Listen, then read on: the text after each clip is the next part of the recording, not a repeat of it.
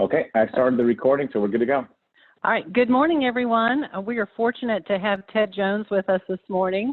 Most of you know Ted, but for those of you who don't, Ted is the Chief Economist and Senior Vice President for Stewart Title Company.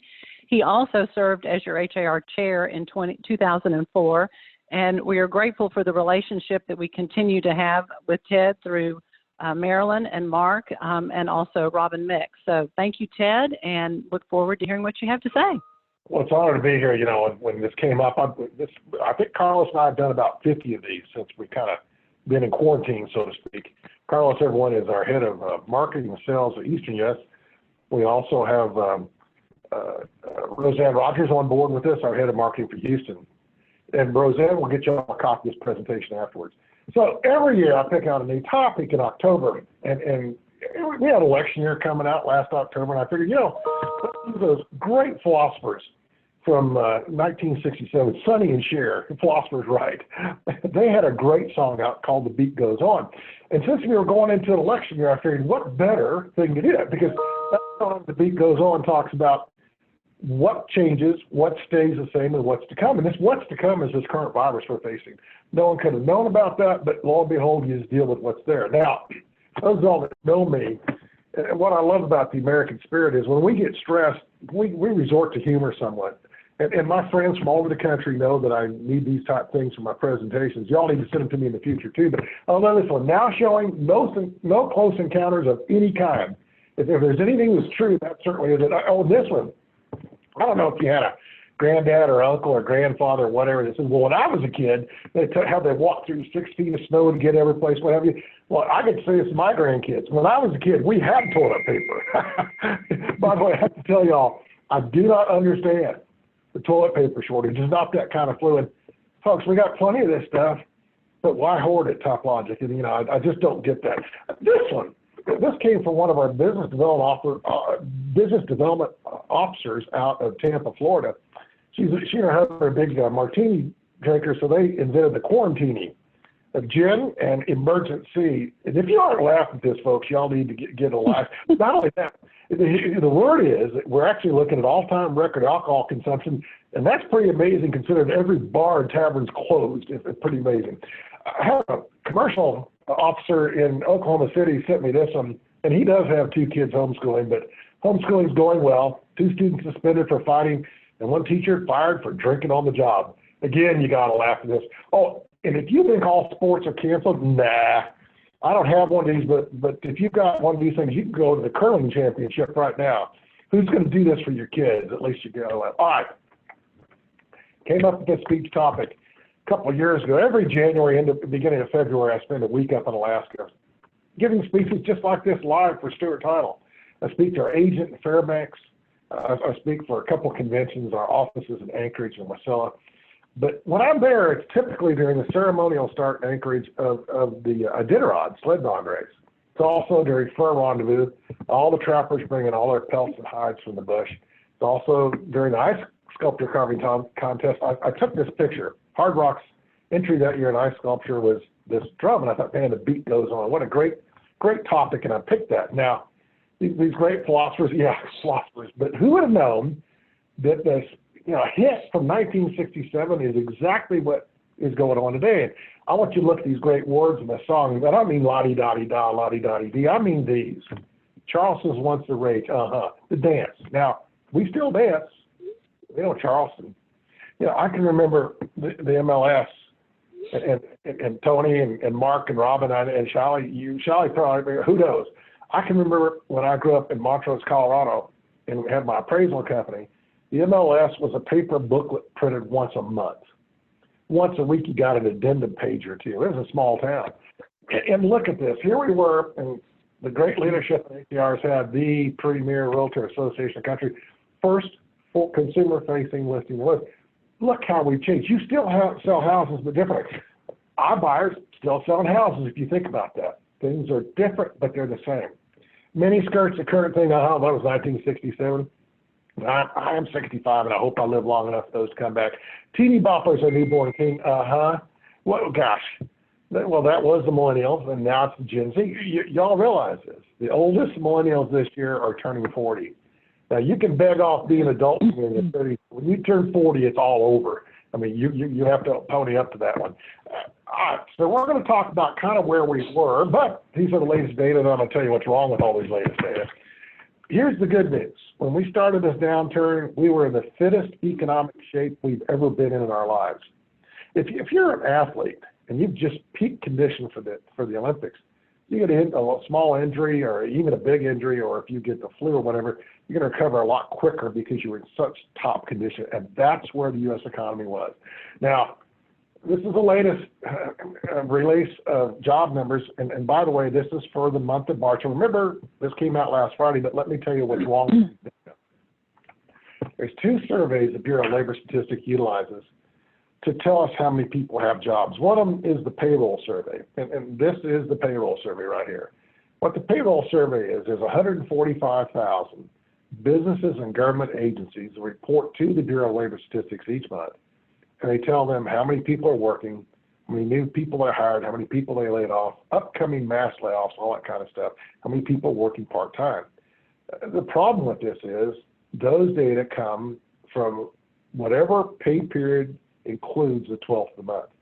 So what we have here is we're looking at job losses only, 701,000 last month, only through the 12th or the middle of March if it's a 2-week payroll. So we just dramatically missed the massive 2 weeks that all of us basically been sequestered at home or quarantined or whatever you want to call it. Now that said, like they said, we still gained the last 12 months 1.5 million jobs. Now, let me tell you the flip survey, also from the Bureau of Labor Statistics. This is what they call the household survey. In the household survey, each month, the Bureau of Labor Service, BLS, Bureau of Labor Statistics, they survey either in person, by telephone, or on the internet, about 60,000 people, and they ask, is anyone in your home looking for a job? Did anyone lose a job last week? Did anyone have a part-time job? Did they want a full-time job? And so on and so forth.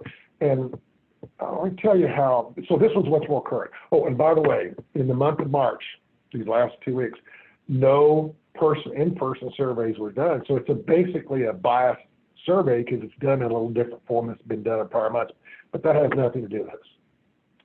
Our all-time record until the last 2 weeks were 695,000 people in a 7-day period in 1982 that applied for new unemployment benefits. Remember, 2 weeks ago, we had 3.3 million. By the way, there's new numbers coming out of this again today. That was 2 weeks ago. A week ago, 6.6 million. You don't realize 2 weeks ago was 5 times the prior record, and the next one's double the 5 times, 10 times prior. Y'all understand. This is unprecedented. We have never lost this many jobs in such a short period in the history of the United States of America. Now, one other bit of good news before we plunge in deep into this icy cold pool. Our wages are up. At least through March, the average hourly wage was up 3.1% year over year. And by the way, that 3.1% increase is 26% greater than the prior 10-year average. You can see in this green chart that in the last 18 months, we've actually posted the best wage gains we had in the prior 10 years. Now, deep into cold pool. A recession is defined as 2 or more quarters of negative GDP. GDP is simply the value of all the goods and services we produce. We didn't start one last year, didn't have one. Positives all the way through. Now, I'm going to use Goldman Sachs forecast on this. I actually forecast this, but I figured that Goldman, with a fleet of about 20 economists just working on this, are a lot better than me. And I like Goldman because when they get new numbers, they revise it. A lot of people stick with their forecast even if it's wrong because change it's kind of admitting you were wrong. Well, get new information, you need to change it, folks. Goldman says in the first quarter of this year, we were negative 9%. Now, think about this. January and February were phenomenal months. So was the first week of March, and then it started to degrade. They say in the second quarter, the total value of goods and services, even after we adjust for inflation and seasonality, so they take all into effect, we're going to plunge 34%. That will be the largest decline in gross domestic product in the history of the United States of America. Oh, but now, just wait. They're showing that we actually go positive in Q3. And I think that's optimistic, but we could. And it depends on where this coronavirus cycle runs. We just don't know that. We have a lot of unknowns right now. But notice, that would give us 2 quarters, hence an official recession, but won't recover everything we've lost.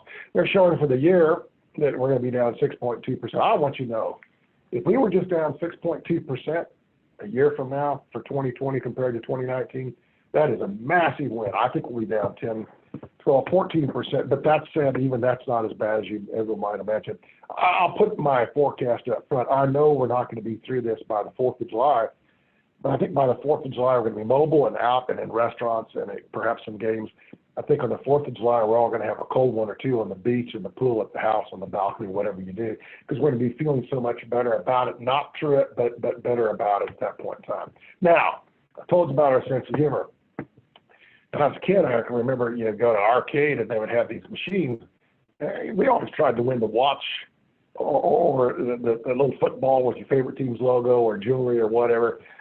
Toilet paper? I'll tell you, I don't get this shortage of toilet paper. I don't know why you people are hoarding it so much. It makes no sense to me whatsoever. Oh, now, as we all stay at home and for another couple of weeks, you're going to see a lot of new world records and personal bests. Now, I've never seen golf pong played before, but this is pretty cool.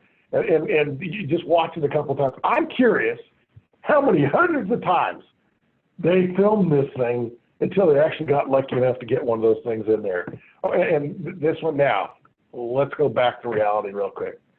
A little over a month ago, I wrote an article about what happens to our economy, at least under the pandemics we've seen in the past, and seismic event. Last seismic event we had was 9/11, last two pandemic events, SARS and H1N1, also known as the swine flu. Now, I'm an appraiser by trade, commercial appraiser. When you're appraising property, you look for comparable sales. Sometimes there's not real good comparables.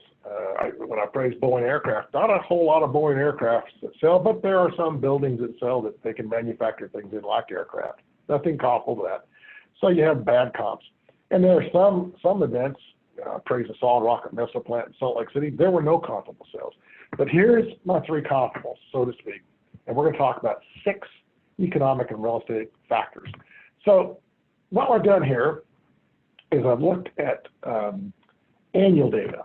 We all live in Houston here, on this line, except for a couple of people. We know that when a hurricane comes in, that month or the following month, you lose a lot of jobs.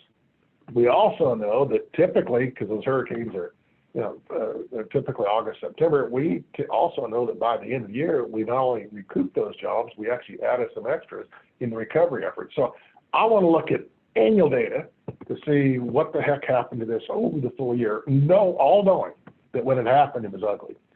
So I've got annual things where these events happen and then annual data. So what happened to 30-year mortgage rates? Well, where it's blue is when we had a recession, those dark blue boxes on the bottom. And we actually had a recession before 9/11 happened. That was recession caused by the dot-com implosion.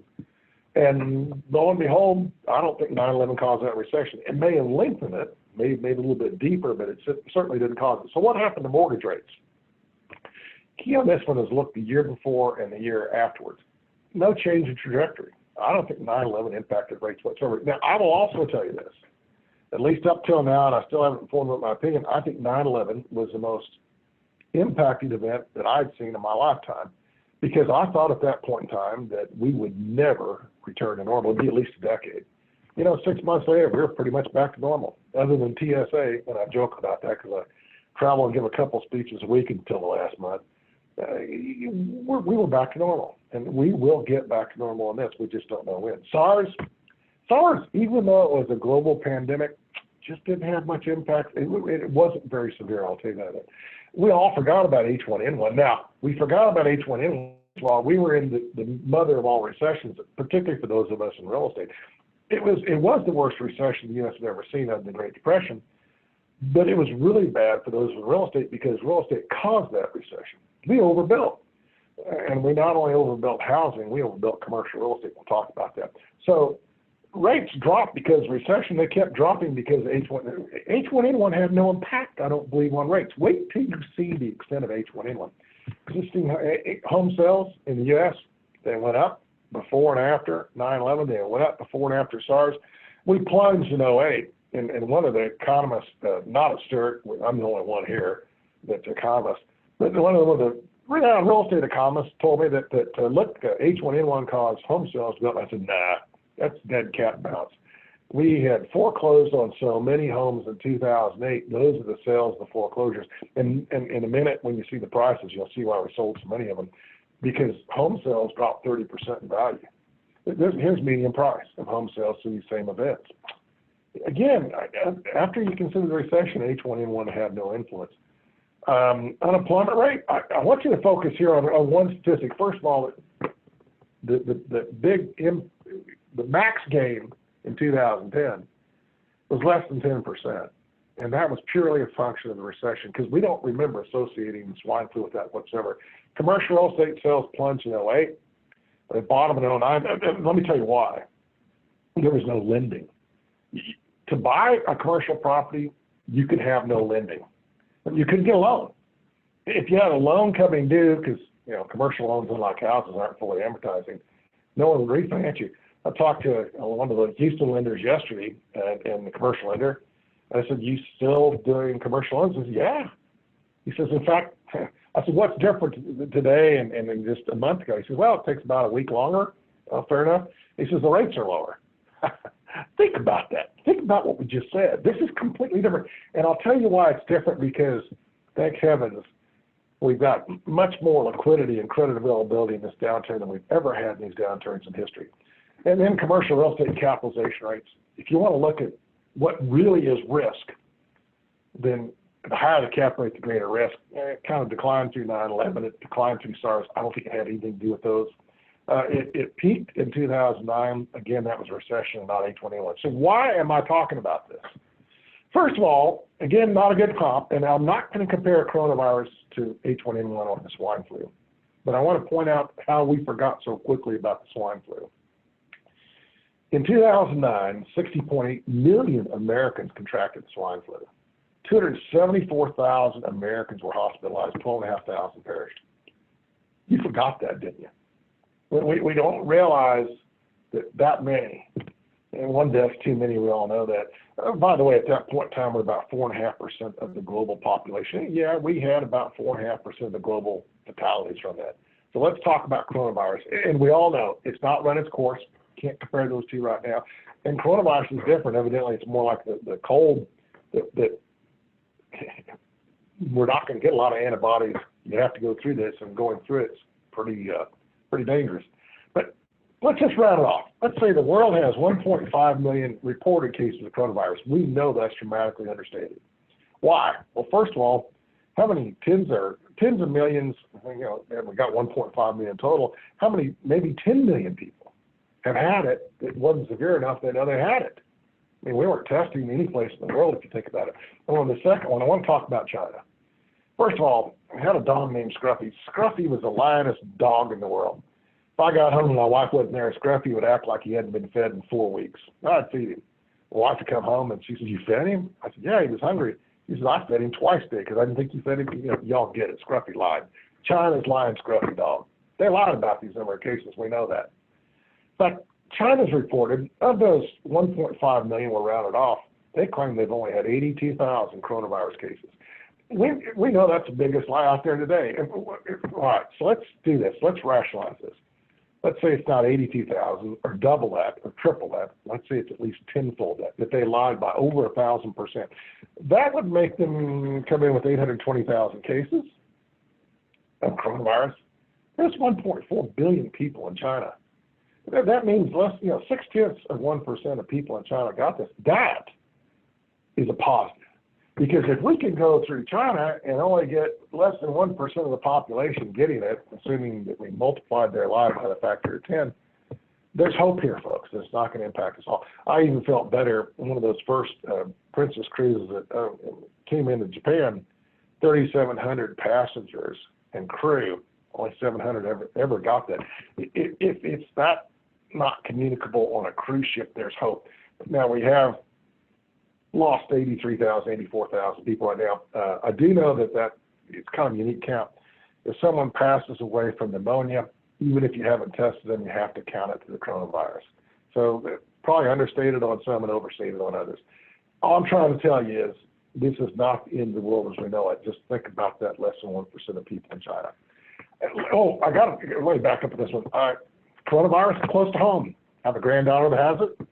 I have a son-in-law that has it. Granddaughter is improving every day quite well. Son-in-law improving slightly every day, but improving, that's the keynote on this one. So this has struck a little bit close home. Good news is my daughter on that crew, she's an RN, and so they're getting good medical treatment at home. One last thing, and I don't want to compare the coronavirus to the flu, but I want to compare where we sat. In the flu season of 2017, spring of 2018, we lost 61,000 Americans to the flu. Wow. Now, we live in Texas. Great news. Remember we talked about being fit physical condition, fit economic condition. We're the fifth best state for job growth, at least through February. Latest data available.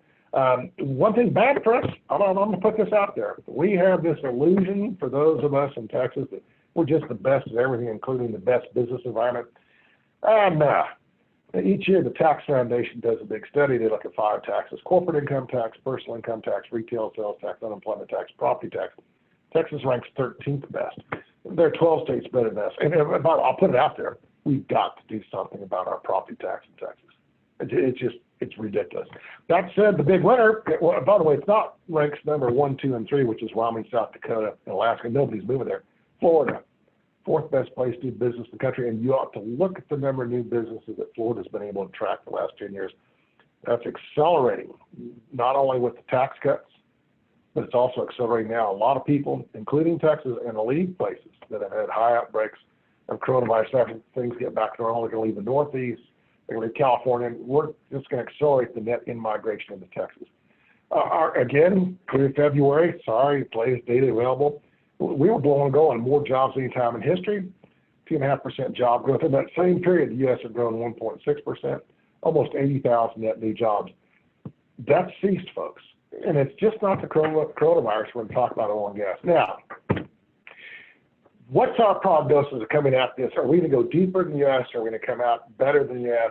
We're going to come out better than the U.S., but here's where it's going to hurt us. This is what we call the super sector.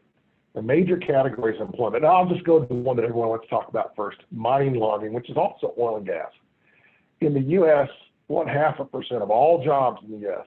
are in mining, logging, including oil and gas. In Houston, it's 5 times that. And we know that oil is being hurt right now, and we know we're going to lose more of those jobs than that oil and gas one. Now, let me tell you another negative. Go to the very bottom. The U.S. has 15.3% of all their jobs in government. That's local, state, and federal. It does not include military personnel. We're at 13.3%. Why do I call it negative? Because the government never lays off people. In this downturn, no one's going to lose a job that works for them, so to speak. And yet, we don't have as many of those jobs we won't lose. Leisure and hospitality, I call it a really positive. Leisure and hospitality is the hardest hit segment in the United States of America. I'll show you Orlando in a minute. And we're not going to lose any more jobs than that.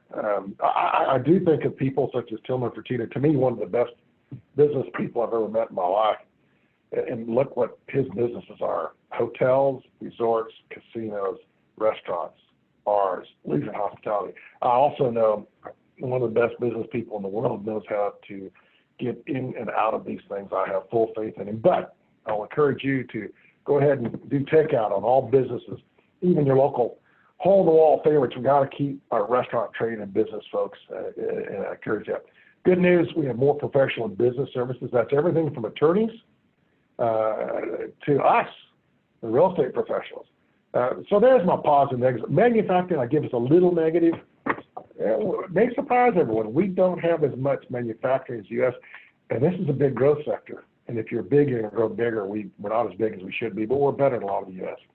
I showed you Orlando. Remember, we're 1 out of 10 people in leisure and hospitality. Orlando is 2 out of 10. And that's ground zero on the decimation on this. Unemployment rates, now, let me tell you some good news here, and it's going to erode quickly, but at least we're healthy going into it. And these are from January, February. On the top row, you can see March for the U.S., the only number we have for March. The Federal Reserve says we're at full employment when the unemployment rate is less than between 5 and 5.5%. So we're more than full employment, as you can see. We're down in the 3s and 4s. In fact, I always say this, my brother-in-law could get a job in Houston because they're so desperate for people to work. They couldn't keep it, but at least he could get one, if you know what I mean. Now, the ugly slide, next ugly slide of the day, this is the Federal Reserve of St. Louis. They're forecasting in the second quarter, by the end of it, we'll have 47 million unemployed Americans. We have 7 million today.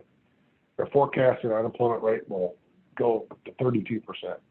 Guys, that's 3 out of every 10 or 1 out of every 3 Americans that will no longer have a job during this quarter. And think about it. Redfin just laid off 41% of their agents. So this number may not be unrealistic. Now, another economist, again, I'm the only guy at Stewart, so outside of Stewart, said, well, we've never seen that. And I thought, I have seen this. Not on a nation, but think of Katrina. Katrina, again, those are monthly. You can see in 2 months we lost all those jobs. By the way, I think we're going to see that 2-3 months we lose all these jobs in the U.S. That may be that 32%. That's pretty close to 32% you're looking at. My CFO, who I report to, said, are we going to have a V recovery or a U recovery? Well, this is a lazy R recovery because it really is a recovery. And the reason that Katrina impact on New Orleans never recovered is we didn't do anything about it. We left homes flooded in New Orleans for 9 months. We didn't pump them out. We didn't pump neighborhoods out for 9 months. There was no stimulus or recovery effect. And that in lies the difference in what we're doing today. And this is why I'm so much more positive on this today. Think about this. If you don't do anything, it just kind of goes along and it never recovered. That's New Orleans. But I think we have 2 of the smartest individuals in the world right now handling our recovery efforts. And those happen to be Mnuchin, Secretary of the Treasury, and Powell, Chairman of the Fed. Why do I like these 2 individuals so much? First of all, they're not politicians. I don't think politicians know how to do this. Politicians want to know how they get themselves reelected next time. And notice I'm talking New Orleans and U.S., the whole works. Secondly, both Mnuchin and Powell came from the business community. These people understand, just like leaders your company do. We've got to keep our key producers. We've got to make sure we don't run out of cash. We've got to make sure we're productive. It's kind of like you have a leaking aquarium. You got to keep enough water in that aquarium, even though you're going to lose some. We all know that. Keep enough water in that aquarium to keep the fish from expiring. And that's exactly what's going on. And another thing I love about Powell and Mnuchin is neither of them have been an academic. I think that's important because they live in glass houses and what have you, and also neither of them have ever been an economist, and that you're hearing that from economists. Why? I think that real business world is so important, and what we have just seen between the 2 of those is the greatest increase in liquidity that we've ever seen in the history of the United States of America. We are throwing more money in a very good way at how to stop this hemorrhage. Now, like I told you, that's a U recovery. That's what we don't want. That's why the speed of the response is so essential. Now, you're going to hear this. You're going to hear people that I did get my check, my bank won't do this, blah, blah, blah. I think we need to hear about the 80% or 90% that did get their check, that are going to get the loan, and that's the key on this one. Now, here's what's going to help us get out of this recession quicker. Deepest recession, but we hope very short. At least it's portending that way right now. Low interest rates.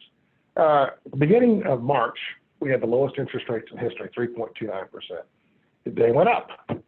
And then a week ago, and new rates come out from Freddie Mac tomorrow, but a week ago they were only 4 basis points above the lowest rates ever. They're 3.33%.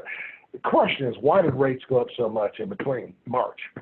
And I'm going to play this game. Let's say that you're a lender and you've got a great customer that's borrowed $2.2 million from you, and that they need to borrow another $600,000. You can lend it to them?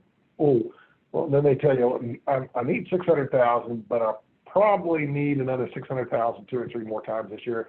Oh, no, by the way, my income's going to go down this year. You say, no, you're not credit worthy for that. Y'all realize we just described the U.S. government. Instead of $2.2 million in debt, they were $22 trillion. They're going to borrow another $6 trillion, $2.2 trillion on the stimulus, $4 trillion already spent, and probably do that a couple more times. Oh, and they're not going to collect as many income taxes this year. And the reason that rates went up is everyone thought the U.S. was a much riskier environment. If you're not AAA rated, you don't get AAA low rates. And then once the idea of the recovery and how it was going came out, we have rating agencies, global rating agencies like Fitch Ratings came out and reaffirmed the U.S. as AAA. In other words, the world investor community is satisfied we're doing the right stuff. I am too on this one. Now, interest rates don't always go down in recessions. Thank heavens they are this time. And you look at these couple of recessions on the left. And by the way, that black line is actually the weekly interest rates from Freddie Mac. Rates went up through the 73, 75 recession. Now, I know most of y'all are too young to remember this. I'm not. That in the 70s and early 80s was the worst time for real estate in my lifetime, and here's why. Because we had this thing called stagflation. In other words, stagnant economy That means you have reduced demand for your product every day. With your office owner, or even a house owner or apartment owner, you don't need as many. Economy shrinking, you don't need much. And then we had massive inflation. I can remember it was not uncommon every 3, 4, 5 years for your cost to double. Everything from insurance to cleaning staff to elevator maintenance, landscaping, the whole works. The inflation was rampant. And so y'all know how hard it is with declining demand and rents and increasing vacancy rate and increasing costs just to keep it together. And that's why it was so difficult to get out of those recessions. Think about it. Prime rate back there in the 82, 83, 17%. 30-year residential mortgage rate, 19%. How many projects can you invest in that's going to equal, at least pay for the interest costs? There's not many 17% return investments. On the other hand, today, we don't have any inflation. We don't have hardly any interest. Now, interest rates, again, this is going to help us. This is where we're going to go. First of all, I want to tell you, nobody can forecast interest rates. I've tried, lost. It's forecast interest is, by the way, I have a PhD in finance, minor statistics, so I don't like casinos. You're going to lose. But if someone said, you want to lose your money forecasting interest rates or lose your money playing roulette, I'll take roulette. And the reason is at least they give you a free drink in Las Vegas when you lose at roulette. They don't do it on interest rates. Not only are rates hard to forecast, notice Fannie and Freddie's latest forecast, they can't even agree on last year. Then he says 30-year conventional mortgage 3.9, MBA 3.7. But and by the way, I've always said I'm this year I'm tending with Fannie Mae. I actually think rates will go down. Now think about that. If we average 3.3% this year, that means we're going to have multiple months in 3.2% or less. And here's why that's going to help us get out. Those that don't lose their jobs are going to be able to refinance their loans on their houses and put more money in their pockets. And those that want to purchase a home that still have a job and creditworthiness kind of being a key if you lost your job, that they're going to be able to buy that home they wish because rates going to be so low that housing is going to be more affordable than it's been in 10 years. Oh, one other thing too, we have and we're growing demand for housing as we speak. Two things are happening. When you're home this long, you either know that if you're an apartment dweller, you want to get out there. There's too many people near you. You want to be, if you're in that apartment all day long, you want to be in something that's yours and nicer and cleaner, that no one, you know, it's your clean space. And a lot of people in houses today are realizing this house, I'm going to spend this much time here, isn't for me. And we know this happened. Remember 9/11, we didn't travel for 6 months. Now, we didn't have to stay at home all day, but we didn't travel for 6 months. And we already saw it. And there's a second factor going on, at least those that still have their job. We're saving a ton of money. Where are you going to spend it? Where are you going to spend it? I mean, you can't go out and spend and party. Where are you going to spend it? So I'm tending with Fannie Mae on this one. Now, one of the reasons all this borrowing is not going to bother me, and I've got two numbers here, treasuries. When the way the U.S. government borrows money is the issue of a treasury bond or note or bill. 30-year treasuries, as of last night, closed at 1.32%. Our inflation rate's 1.5%, 1.7%. We are borrowing money at less than inflation. We're actually borrowing money for free. We've got to pay back with less valuable dollars we borrowed up front. Think about that. 10-year rates for my commercial people in here, 0.75%. Oh my goodness, we've never seen rates this low, folks. And if it had my druthers, I would love to issue 50-year treasuries right now for less than 2% because I'd love to walk in. Let me tell you what happened in 08 and 09. We had low rates, not this low, but our government didn't take advantage of them. The presidential administration in 2009, they looked at those 1-year, 2-year, 5-year treasuries up above there. They were so much lower. They said, we'll just borrow the money at that. When rates went up, we had to refinance them every year, 2, 5 years. We didn't lock in those all-time record lows. We are doing that right now. And that's one of the, it alleviates my concern of how much more money we're borrowing because our annual payments for the interest is minuscule. That's good news. Home sales, U.S. home sales, by the way, that is not seasonally adjusted annualized rate. That happens to be the total number of sales in the prior 12 months. That's the only number to use. Now, I got to tell y'all, good news is going into this thing, we literally had best home sales we've had in a while. Home sales are up over 7% latest 12 months. That's good news. And prices are up 8%. That's median, just that blue bar in the background. Now, I grew up in a sheep ranch in Montrose, Colorado, and we only had one TV station. So as a little kid, I watched a lot of I Love Lucy. And this is that Ricky Ricardo moment. Why did home sales go down from middle of 2017 to middle of 2019? National Association of Realtors will tell you it's affordability. I'm going to say no. Housing's affordable for, actually, home ownership is more affordable in 70% of the U.S. markets.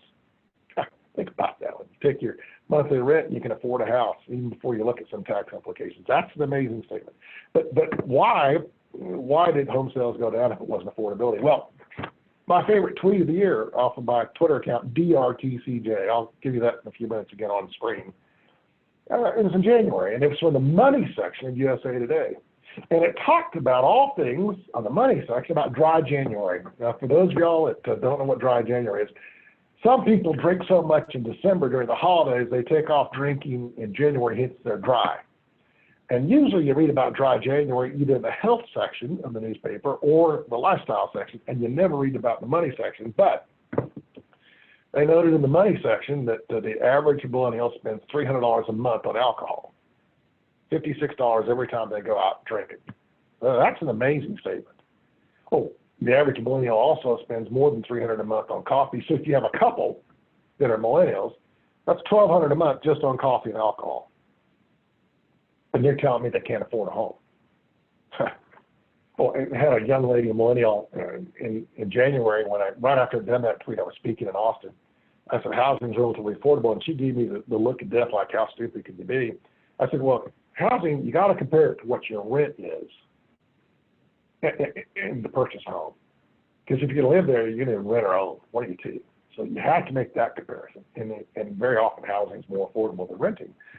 And then she said to me, but Doc, and I thought, oh, here it comes. She's going to tell me again how stupid I am. And she says, you forgot that we also pay $414 a month on cable TV and 3 subscription services. Between the two of them, that's $1,600 a month. Y'all understand, we have the money for housing. We just don't spend it on housing. Great news in Houston. Now, Real Estate Center data, don't worry, I got the latest March numbers in front of you in a second. We actually are selling more homes any time in history right now, latest 12 months. It's great news. Big demand, and that was with declining oil prices. Prices holding their own. Now, here's the latest and greatest, and by the way, these are about 24 hours old, so bear with me. How'd we do in March? HR doesn't release the numbers till the day or tomorrow or late this week. I'm not sure. Charlie would remember, but our sales in March, preliminary, and we know we have all the sales in from January and February.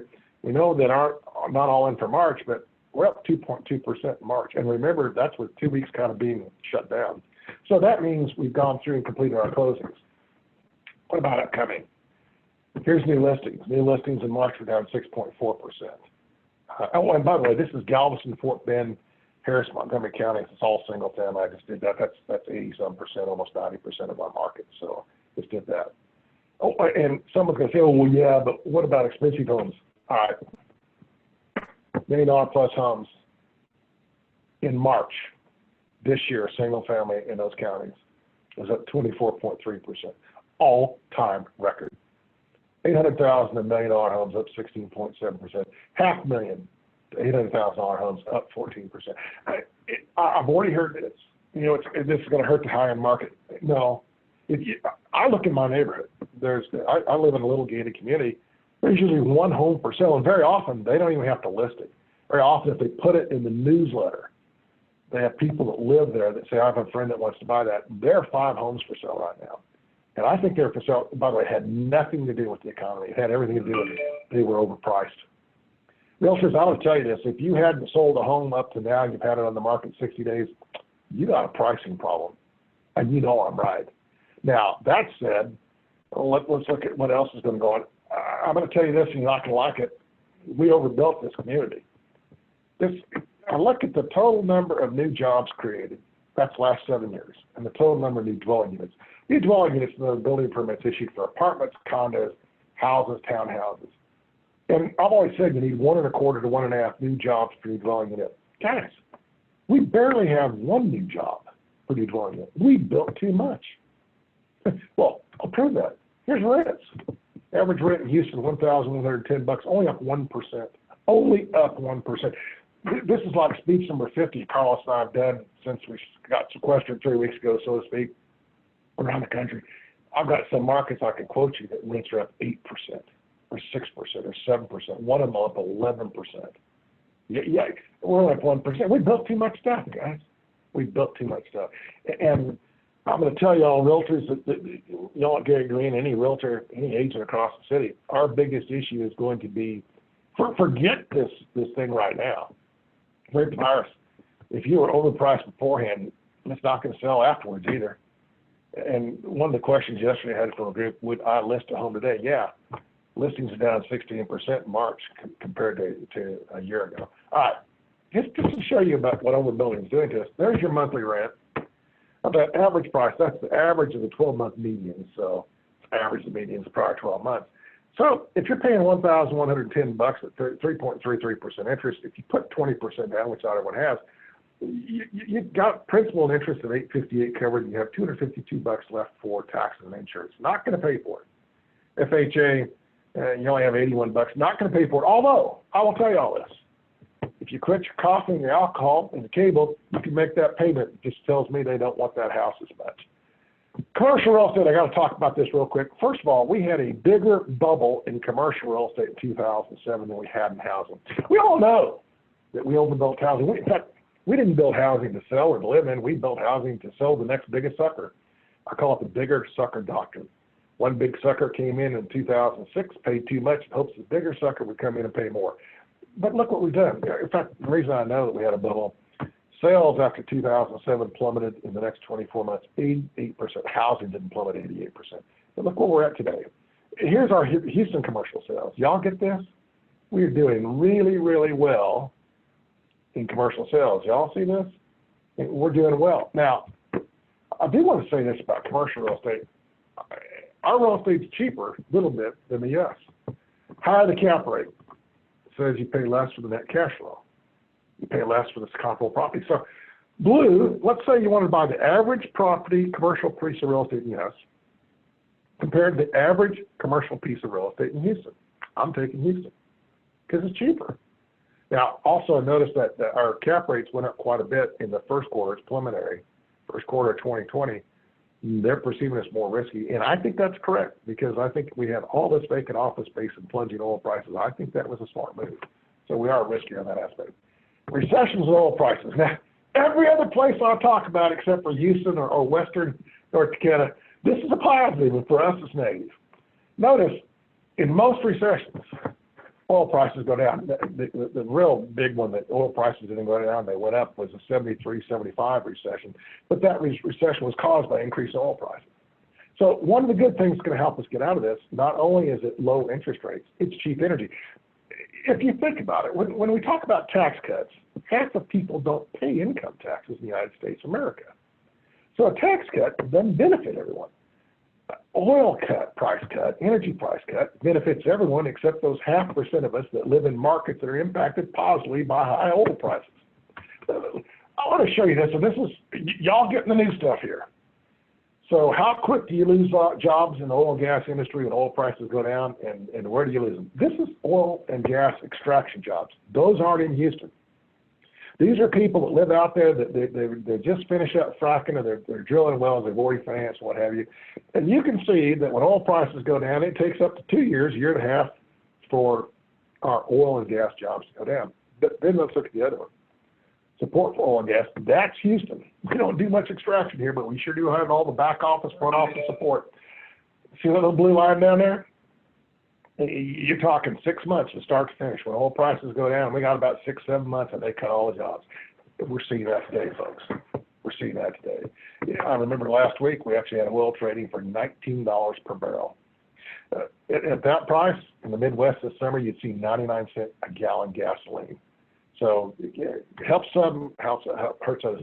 One of the things I do want to address and say everyone here, the big push towards completely renewable energy. And someone has said, you know, if we do that, Houston may as well roll up the sidewalks and turn off the lights.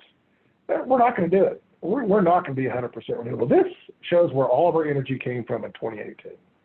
Everything renewables on the left, non-renewables on the right. Notice, even though we've subsidized renewable energy since 1974 to the tune of more than $4 trillion, it still makes up to just 12% of all of our power. Now, everyone's saying, well, don't worry, we'll just put in all this wind and solar. Careful. We talk, those two alone only produce less than 3.5% of our total energy, and we've been subsidizing it for decades. Wind. Last year, 2018 alone, we spent $129 billion just subsidizing the installation of this new equipment. Let me put this in perspective. One of the problems with wind and solar, it doesn't happen all the time. We all know the sun doesn't shine on best half the day. But what about wind? Wind, we're going to talk physics here. Wind energy production peaks in the early evening because, well, physics. As the sun sets, you get a cooling side and a hot side, convection currents. That's why wind blows, differential in temperatures and what have you. Wind, air moves because of that. Yes, we can't use half the energy we produce in early evening because we got too much of it. So our maximum energy demand peaks in mid-afternoon. So you really need at best to store it at least 3/4 of a day. So let's talk batteries. Are we going to see us just build a lot of battery factories and get around this? The answer is no. This is from the Manhattan Institute. They're a think tank of physicists and engineers. By the way, the neat thing about the Manhattan Institute, to publish it, it's got to be vetted by everyone. You got to tell the whole truth, the absolute truth, and nothing but the truth, so help you God. Very often we can tell that side of the equation that's good for us, but we can't say the bad side because you wouldn't believe it. This one you have to tell the whole story. This is the latest on battery storage and cost. $200,000, this is a direct quote from their paper. $200,000 worth of Tesla batteries, which collectively weigh over 20,000 pounds, are needed to store the energy equivalent of 1 barrel of oil. I don't know if y'all knew that. 1 barrel of oil, which today costs $25. Empty barrel's $20. It weighs 300 pounds, has as much storage capacity as $200,000 worth of Tesla batteries weighing 20,000 pounds. Y'all get this? I don't know if we appreciate how efficient God made a barrel of oil in the storage of energy. The economics alone says here, we can't afford those batteries. Oh, but wait, there's more. I've been in the Gigafactory in Reno. In fact, I was supposed to be there later this month again, giving a speech in Reno to our agents there. But the Gigafactory, world's largest battery factory, and by the way, all the batteries in the Gigafactory are built by Panasonic. But that's it. $5 billion Tesla Gigafactory, world's biggest battery manufacturing facility. If you used every battery produced by that factory for an entire year, those batteries could store enough electricity to run the U.S. for 3 minutes. Y'all get the, if you built 1,000 of those factories, cost $5 trillion, you could produce enough batteries every year to store 2 days with electricity. Y'all get this thing? Fossil fuels aren't going away. Natural gas is, well, amazing, particularly if you look at it, having less than half the carbon dioxide per BTU of any other fossil fuel. So here we go. Here's my outlook. I expect a very short and extremely deep recession. It's going to hurt. You're going to see some firms go out of business. We're going to see some independent tile agents go out of business. We're going to see decimation in restaurants and bars. Why? Those are firms that live day to day on cash flow. Airlines, they'll go bankrupt, but they always seem to live and what have you. But they have employees too. Good news is we entered this downturn with the best wage growth and the most jobs in history. Two things going to help the U.S. get out: record low interest rates, us too, not us, cheap energy in the U.S. They're going to all benefit, but the 0.5%, we're that 0.5%. Manufacturing makes a big comeback. We're already seeing it. Look at all the stuff that used to be made in China, when I say used to, 2 months ago. Oh, and we're going to bring a lot more back quicker. We are no longer going to trust our pharmaceutical production in China. I'm just waiting for the mandate saying you can't make pharmaceuticals outside the United States. It's coming, and I won't complain on that one, folks. You know, the virus came from China. I don't want my drugs to treat it coming from China, if you know what I mean. We're going to see immediate comeback on that. Now, we're going to talk about longer-term changes right here. I took this picture in Germany in 2005. Look, drive. We're seeing drive through everything. In fact, talk about this. We're closing. Walk up to a U-Haul truck with papers because Fannie and Freddie demand wet signatures. Walk up there with new fresh gloves, give them a new pen and a wrapper. They pop out for them. They sign it and drive off. Notice, I'm sitting here in 15,000 square feet, 4 of us, and we're still doing all of our jobs, the whole company, because we have people, 80% aren't here, they're out in the field, and they're doing this. You're doing the same. We have forever changed the way we do real estate transactions. I look at Mark Woodruff and leaders and Tony and Robin in the past when y'all actually made us. I remember y'all taking down the sign at the Houston Association of Realtors and putting up the sign, HER.com, 35,000 homes available for sale. That was the start of this. And we're just now getting in. And remember the good old days, like it said, the paper MLS book, drive people around for weeks. Now they search online. Your job, though, is to show them that home they missed, knowing because you know that market. Local realtors know the market, period. And that's different. But here's the other thing that they change. U.S. manufacturing, in the long run, is going to make a comeback. Cheap energy, that's going to bring a lot more manufacturing back. Oh, and we're going to start making a lot more things. Apple Computer, the Apple stores, they shut down. They were the first ones to shut down. And you think they shut down because of non-communicability. They didn't want anyone else to get this, if you think about that. They ran out of product. Almost every critical component in any Apple product, even if it's not assembled in China, comes from China. We hadn't had a flight until a week ago from China. In a month and a half, they were out of things to sell. They're even going to bring back some manufacturing. We already know they're searching for industrial space across the United States today. This is going to hasten the paperless real estate transaction. I've done one last October. I'll show it to you in a minute. I'll show you what this economy is doing in leisure hospitality. We're going to see remote everything, remote online notaries, remote closing, remote appraisals. I actually, in 1990, appraised $3 billion worth of real estate for the FDIC. Had never been in one of the buildings. Why? The FDIC on all this real estate. I did it mathematically. I did it like Zillow does it. They use a mathematical algorithm based on historical data to make their offers. I did the same thing. By the way, that $3 billion of commercial real estate, they had an MAI appraisal on every property that was in that portfolio. 18 months later, when everything had sold, my numbers were closer to the sales price than their numbers. How about that? We're going to see that in housing. Appraisals today, FHA, no longer is a requirement that an FHA appraiser has to walk through the house. You have only a couple in there, and an individual walking from the outside, if they have this, that's a kiss of death for them, folks. And now the appraiser just does a drive-by, and the people inside send pictures from inside the house. I think that's going to be permanent. Drive-through everything. If I were going to build a commercial property today, even a real estate office, I'd have drive-through for signatures, but you don't even need that.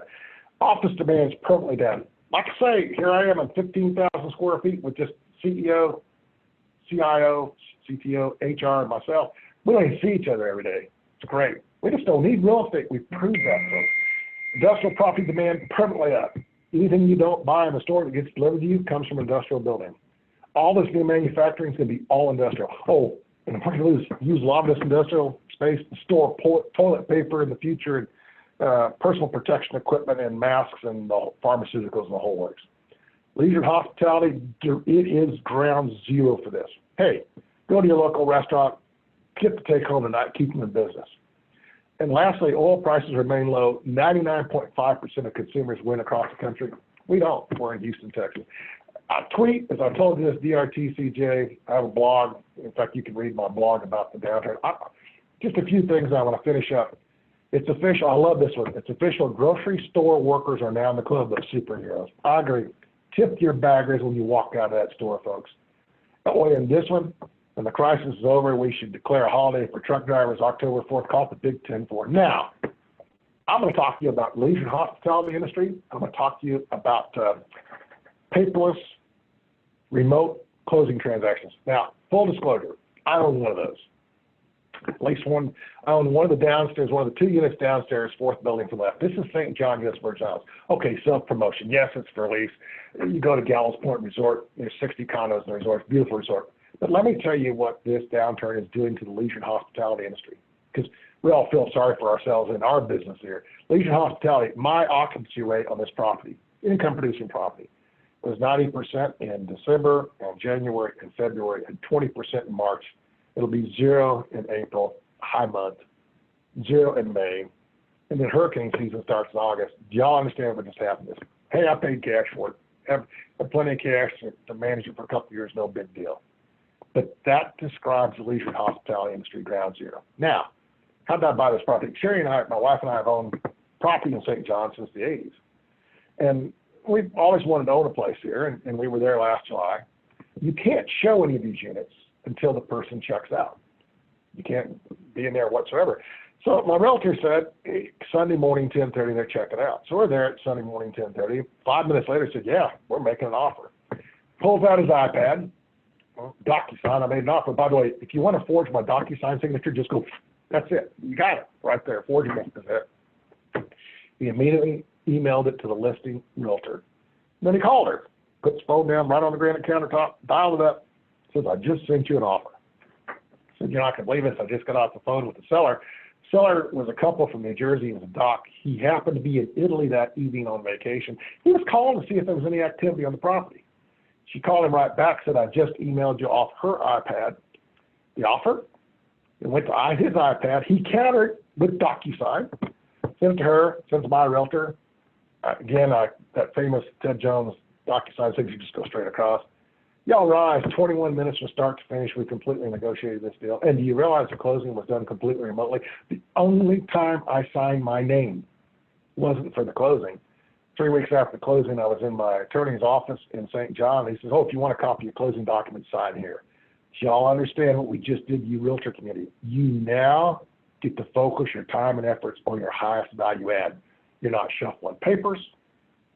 You're not driving as a chauffeur for properties, all this kind of stuff. You're actually adding, and I encourage y'all, everyone to read the National Association of Realtors profile of home buyers and home sellers. I want you to focus on what the seller and the buyer thought was your highest value add, because you get more time to do that now.